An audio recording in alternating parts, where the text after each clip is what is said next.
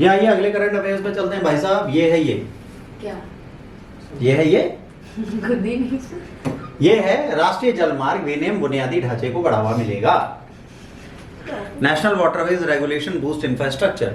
कह रहे हैं अगर हमें इंफ्रास्ट्रक्चर बढ़ाना है तो कैसे बढ़ेगा? नेशनल वाटरवेज अगर हम सही कर दें तो हमारा आना जाना आसान हो जाएगा। अब मान लो नदियाँ उस पार गर्लफ्रेंड रहती है तो फेरी आ जाए धड़ से पहुंच जाओगे, और बोट से जाओ तो पापा आ जाते तब पहुंचते हो। फोन आता है सुनो मैं घर पे अकेले हूँ आप निकले। अब चप्पू चला रहे थे, जब तक पहुंचे पापा भी आ गए, चप्पू चला के खत्म। ये गाना कुंडी मत खटकाओ राजा है जो, ये तब समाप्त होगा जब आपके पास इलेक्ट्रॉनिक बोट होगी, और नहीं गाना ही चलेगा, वास्तविकता कभी नहीं होगी आपके जीवन में। ये है बेटा, हाल में भारत ने अपने राष्ट्रीय जलमार्ग बुनियादी ढांचे के विकास को बढ़ावा दिया। राष्ट्रीय जलमार्ग में सबसे बड़ी प्रॉब्लम है क्या लगेगा? जेट्टी और टर्मिनलों की स्थापना की जाएगी। देखो जेट क्यों चाहिए, जेटीज हमें क्यों चाहिए और टर्मिनल्स क्यों चाहिए? मतलब जेटीज एंड टर्मिनल्स होती है एक ही जगह जहाँ पे जेट को रोका जाता है। जैसे हमारे बस टर्मिनल होता है, प्लेन का टर्मिनल, वैसे पन्नाव का टर्मिनल। अब मान लो मुझे यहाँ से बैठना है, कहाँ से? नहर से, और मुझे जाना है गोमती नगर सीतापुर हाईवे पर, ठीक? तो इसी नहर में बैठे, बढ़िया नदी में जुड़े आगे और पहुँच गए, कितना ईजी होगा। या इसी नहर से अगर चलो तो यह नहर कितनी लंबी जा रही है, इस पे अगर हम ऐसे टर्मिनल बना दें तो कितनी जल्दी हम लोग पहुंच जाएंगे? आप बताओ, आराम से पहुंच जाएंगे ना? नहीं पहुंच जाएंगे। तो वाटरवेज डेवलप करना चाहिए, that's our work, we have to do. ठीक, आप लोग भी करिए।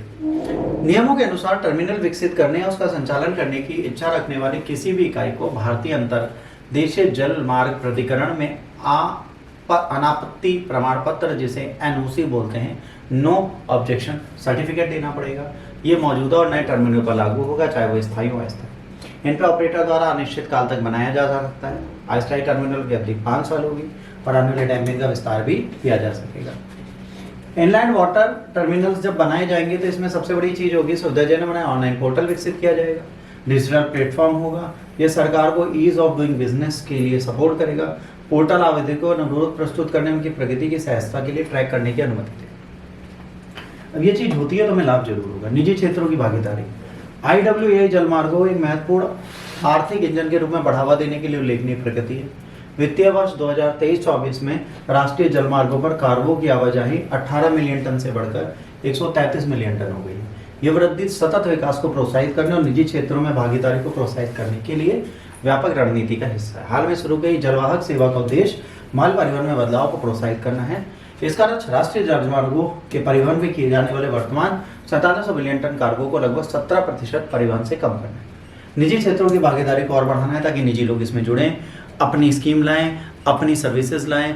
इससे क्या होगा कि वाटरवेज में भी सुधार आएगा। इन विनियमों के लागू होने से परिवहन लागत में कमी आएगी। देखिए ये नदी है और ये आपका शहर है।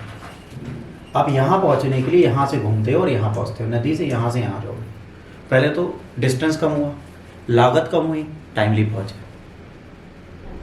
मैंने कहा ना, जैसे मान लो ये हमारी लखनऊ वाली नहर है, अब आपको यहाँ से बैठना है नहर से, कहाँ उतरना है? पकरी पुल, पकरी पुल के आगे बंगला पुल, बंगला पुल के आगे PGI, हर जगह आप उतरते चलेगा। कितना सुंदर लगेगा। मैं जाऊँगा योगी के पास से प्लान लेके, मुझे याद दिलाना, मैं भूल जाता हूँ। आज याद है, कल दूसरा पढ़ाऊँगा, कल नया प्लान आ जाएगा। ठीक, आप लोग याद रखना, चलेंगे हम लोग योगी के पास इस प्लान को लेकर।